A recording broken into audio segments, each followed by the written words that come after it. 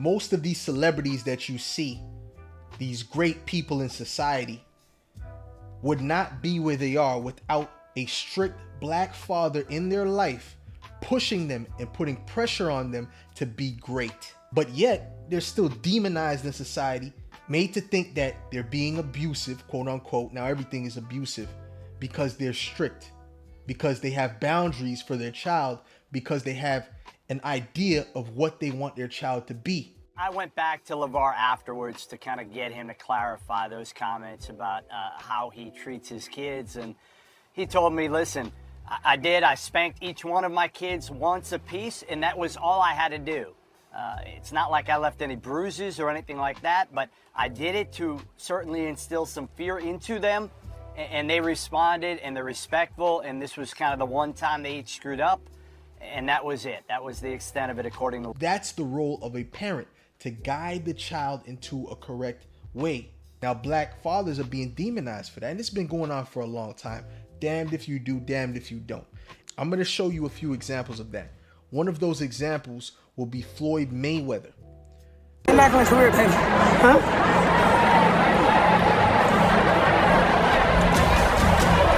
Everything you taught me from day one. I always remember. Everything working, baby. Everything working. Good. Hey, guys, thank you. Hey, Floyd, be careful. I got you. Okay? Thank you, all right, baby. Nicky. Hey, shit. Everything good, man. All right, yes, sir.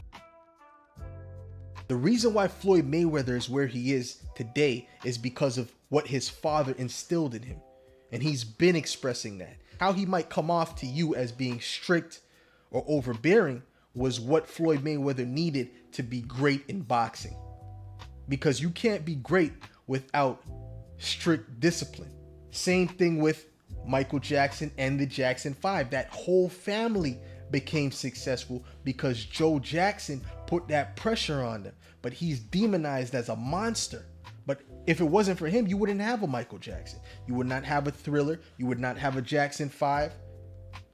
Because that discipline is what got them to where they were. But no, they demonized that. So what are they doing in turn?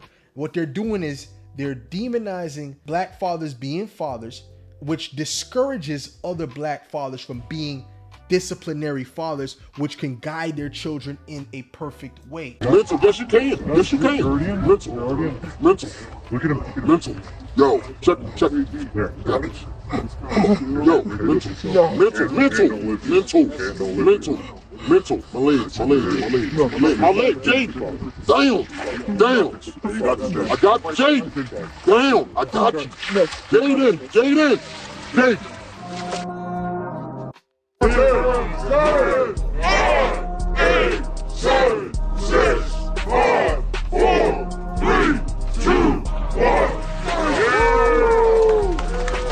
When I mean a perfect way, I mean that their children could get to a status of greatness through that discipline. Think about you. If you were disciplined in your life by your father in a very strict way, as fathers used to be, the black father used to be more strict, more conservative. I'm talking about conservative in mind state.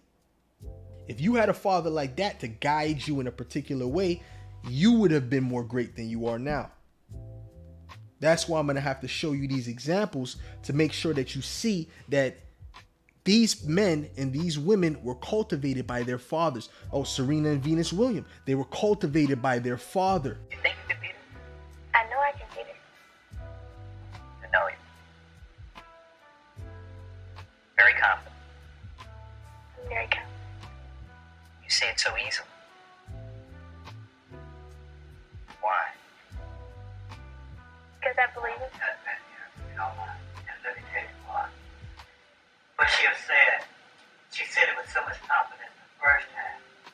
But if you keep on, listen, we can't keep interrupting. I mean, if you want, you got to understand that you're dealing with an image of a 14-year-old child. And this child gonna be out there playing with your whole ass and me gonna be in the grave. When she says something, we done told you what's happening. You deal with a little black kid and let her be a kid. She'll answer it with a lot of confidence. Leave that alone.